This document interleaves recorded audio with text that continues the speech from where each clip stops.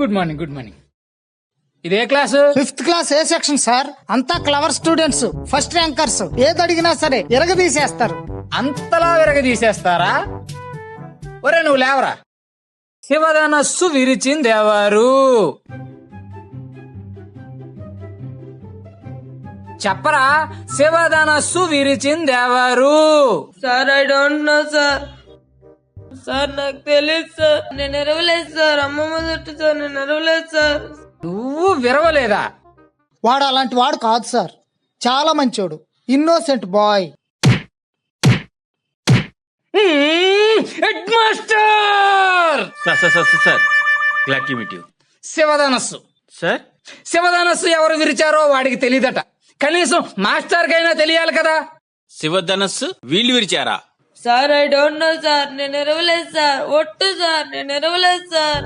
ఈ క్లాస్ వాళ్ళు అలాంటి ఏదో పని చేయరు sir. First rank students 6th class వాళ్ళు అయి ఉంటారు.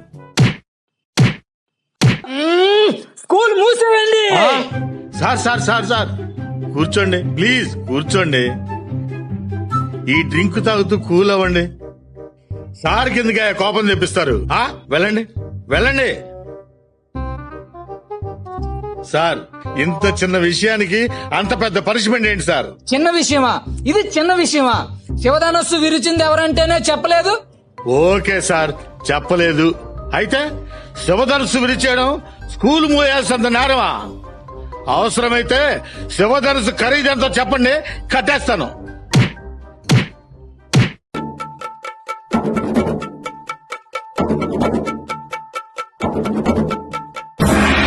చూడు, పిల్లలన్నాక అల్లరి చేస్తారు, ఏదైనా వెరగొడతారు.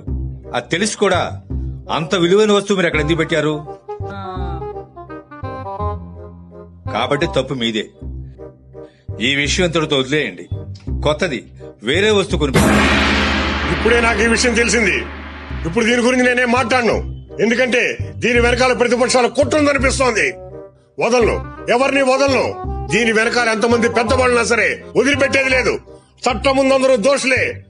అవసరమైతే దీనిపైన సిబిఐ ఎంక్వైరీ వేస్తాను. నేనెవరో తెలుసా? బాహుబలి 3 సినిమాలో హీరోని.